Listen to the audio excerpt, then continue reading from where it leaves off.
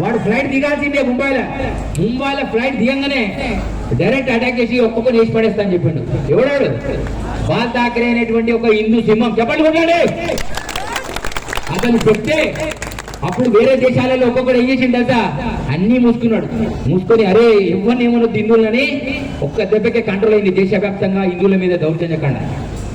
ఇప్పుడు బంగ్లాదేశ్ లో 3 కోట్ల మంది ఉన్నారు. ఎంతమంది? 3 కోట్ల మంది హిందువులు ఉంటే అమ్మాయి యొక్క పబ్లిక్ లో తన యొక్క మానభంగం చేయడమే కాకుండా యాసిడ్ బాటిల్ని యోని మార్గంలో పోశారు. కానీ మనలో చలనం రాలే. ఎవడో నీలాంటి కొంతమంది మాట్లాడుతున్నారు, కానీ సామాన్యుడు వాయిస్ రావాలి, సామాన్య మనసు ఖండించాలి. చిన్మయ మిషన్ దాసును అరెస్ట్ చేస్తే ఏదో కొంతమంది హిందూ భక్తులు కొంతమంది శక్తులుగా మారి ఇందిరా పార్క్ దగ్గర ధర్నా పెడితే ఆ ధర్నాకు నేను కూడా పోయినా. మన ఆర్ఎస్ఎస్ చీఫ్ బాగయ్య గారు, వారి తర్వాత నెక్స్ట్ ఆర్ఎస్ఎస్ మోహన్ భగత్ తర్వాత వారు వచ్చారు, రామచంద్రరావు గారు వచ్చారు, చాలా మంది కొంతమంది వచ్చారు. మరి ఈ రాష్ట్రంలో ఎకరాలలో ఆశ్రమాలు కట్టుకున్న స్వామీజీలకు సోయి లేదా?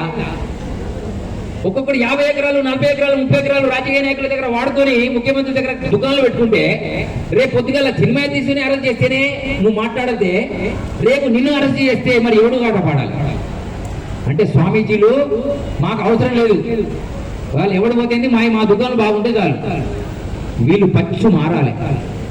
ఒకటి ఎవరు మారాలి? ఒకటి కాకి, ట్రిపుల్ కే మీకు చెప్తా.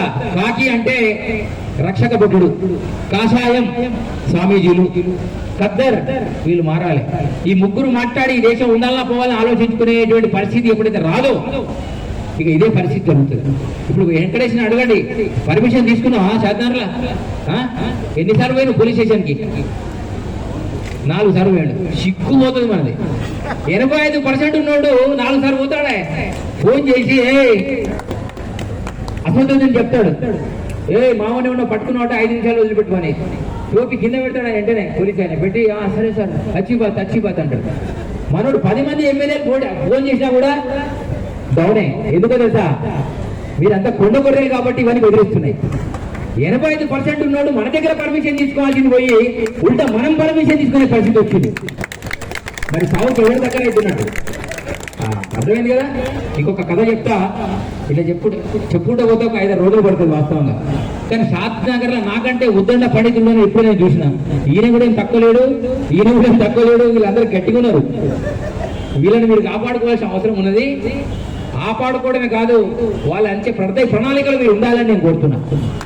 ఎందుకు చెప్తున్నా అంటే, ఒక రాదట షాద్ నగర్ లో నేను ఇలా శోభాయాత్ర పెడుతున్నాం, పబ్లిక్ అందరికి ఛాయాన్ని పోయాలి కాబట్టి మీ షాద్ నగర్ చుట్టుపక్కల ఆవులు పెంచుకునే అందరూ మనిషికి 1 లీటర్ పాలు పోయమని సాటింగ్ చేసిండట వెంకటేశ్వర అంటే ఆయన ఒక రాజు. చేస్తే వీళ్ళంతా హిందువులు కదా, మేనవులు. మరి ఏడవయాలని అడిగారు వీళ్ళు. ఏడవస్తారు చివరస్తా కాడ బుద్ధ పెడతాం, 2-3 డ్రమ్ములు పెడతాం, బట్ట కడతాం, అందరు తెచ్చి లీటర్ పాలు పోయాలి. ఎప్పుడు పోయాలి? మబ్బుల 4 నుంచి 5:30 దాకా పోయాలి. మన తర్వాత పోయదు. అందరు ఏం చేసేది తెలుసా? ఈ కథ చెప్తే మీరు చాలా ఆలోచన చేస్తారు. ఒక ఆమె అన్నదట, పక్క ఆయనకు 4 బర్రెలు ఉన్నాయి, నాకు ఒకటే బర్రె ఉండే, నేను పోయిపోతే ఏమైతుంది అని. ఈమె కూడా పోయింది, కానీ పోయేటప్పుడు ఏం చేసింది? అలా నీళ్లు పోసుకొని పోయింది. ఆమె ఏమనుకున్నది, నేను 4 బర్రెల పాలు మందికి అమ్మబడితే నేను ఇప్పుడు 1 లీటర్ పోస్తే వాడు ఊకుంటాడు అని ఈమె చేసింది. ఈమె కూడా చెంబులో నీళ్ళే తీసుకుపోయింది. షాద్ నగర్ ఉన్న ప్రతి గొర్రె కొండ గొర్రెగా మారి అన్ని నీళ్ళే పోసి వాడు పొద్దుగల రాజు వచ్చాడు, అరే తీసుకురాపో పాలని తీసుకోపో, చాయ్ వేయలే సాయంత్రం పూట అని చెప్పి తీసుకొని పోతే అన్ని చూస్తే నీళ్ళు ఉన్నాయి. మొత్తం తీసిండు. అది పరిస్థితి. హిందువులు 85% ఉన్నారని, లేదా ఈయన కులపాలు 50,000 ఓట్లు ఉన్నాయని ఈయన పోటీ చేస్తే ఆ కులం 6,000 ఓట్లు కూడా వేసారో లేదో తెలియదు. అంటే నేను యథార్థంగా చెప్తున్నా మీకు. అరే కులాన్ని నమ్ముకుంటే ఈ దేశం బాగుపడదు. హిందూ ధర్మంలో ఏకమయ్యేటువంటి స్థితి అది వాస్తవం కూడా. ఆయనకు తెలియకుండా కాలంగానే చెప్తున్నా, నేను విషయం చెప్తున్నా. కులం పేరు మీద కాదు, నిజంగా ధర్మం కోసం ఇలా యోగి ఏ కులం ఆ రాష్ట్రం మొత్తం కూడితే యోగి కుటుంబాలు నాకు తెలిసి అంటే 1000 కంటే ఎక్కువ వెళ్ళి 1000 కంటే. కానీ వాడు 25 కోట్లకు మొగోడు. ఎంతమందికి?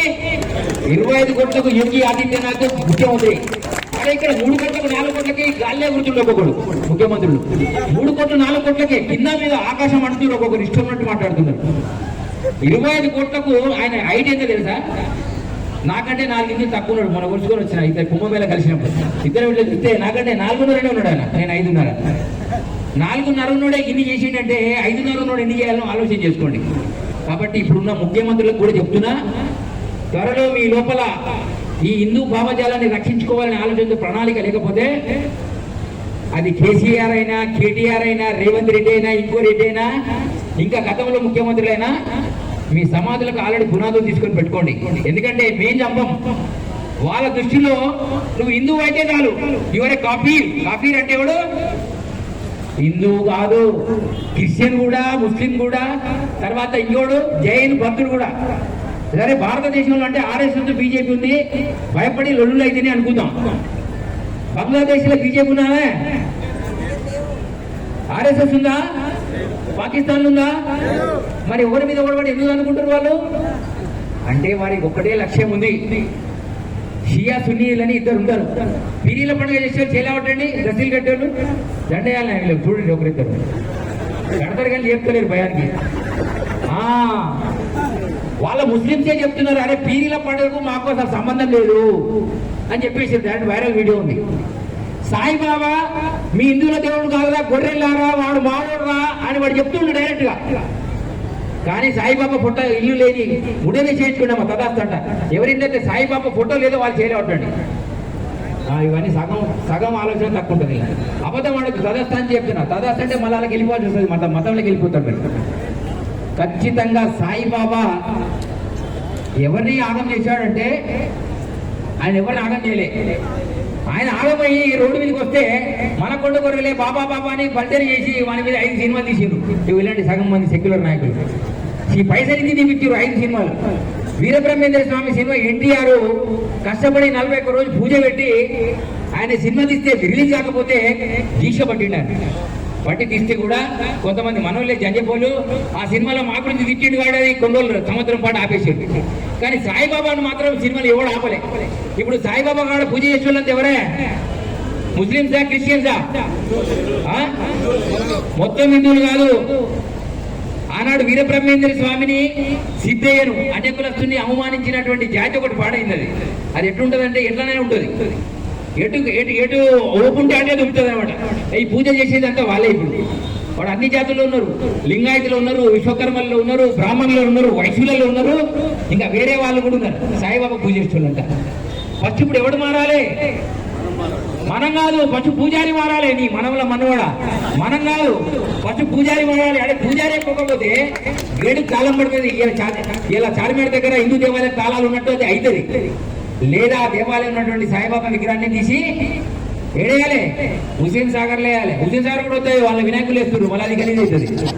అది హుసేన్ సాగర్ కూడా కాదు, వాడెవడో అసలు వాడు చంపిడు చూడు ఈ గార్డెన్, వాడు ఇసుకపోయి సముద్రంలో లోపల ఇస్తారు. అట్లాంటి కార్యక్రమం చేయాలి.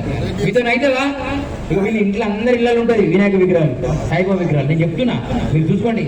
మొగడొద్దన్నా పిల్లమని పెట్టుకొని మొక్కుతుంది, లేదా బిడ్డను వచ్చి మొక్కుతుంది, కొడుకన్నా మొక్కుతుంది. ఎవరు అంటే సిటీ వచ్చినట్టు. నేనేమంటున్నా అంటే ప్రమాద సూచికలు ఇక్కడే ఉన్నాయి. కాబట్టి ఆలోచన చేసుకోండి. మరి ఇంటి వంకనే సాయిబాబాని తీసేయమంటామా అని మళ్ళీ వస్తారు. ఇప్పుడు తయారవుతుంది బ్యాచ్. తీసుడు కాదు, శుద్ధ తీసుకొని పట్ట పట్ట పట్ట మొత్తం మలగొట్టి జారడగడ వేసేయి, బండలగడ వేసేది మొత్తం ఫస్ట్.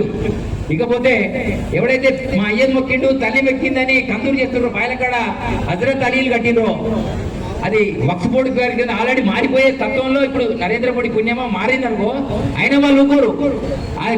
పచ్చజెండ కనబడితే చాలు వాడు ఖచ్చితంగా రేపు మాపు నేను వేసేసి, లేదా నీ బిడ్డని ప్రేమించో, నీ కొడుకుని ప్రేమింపజేసో, మన లవ్ చేయాలి లేపేసి అది ఖచ్చితంగా ఆ దర్గా కిందికి తయారవుతుంది. ఆ గొర్రెలు కూడా ఇమీడియట్ గా ఈ సూచనను విని మారాలి, ఇమీడియట్ గా సమాధులు తీసేయాలి. ఇక రెండోది తర్వాత మరి నేను చెప్తుంటే మీకు అందరికీ కోపం వస్తుందా, ఆకలితుందో తెలియదు. కానీ ఇవాళ శివరాత్రి అనుకోండి, నాకు ఇంకా 2-3 గంటలే నేను మాట్లాడితే కానీ మీ లోపల పాప నిలబడ్డారు, నేను కూడా నిలబడ్డా. అందుకే మీ నిలబడి నేను కూర్చుని పెట్టి మాట్లాడడం కరెక్ట్ కాదని నేను నిలబడే మాట్లాడుతున్నా. ఖచ్చితంగా ఈ కార్యక్రమం తర్వాత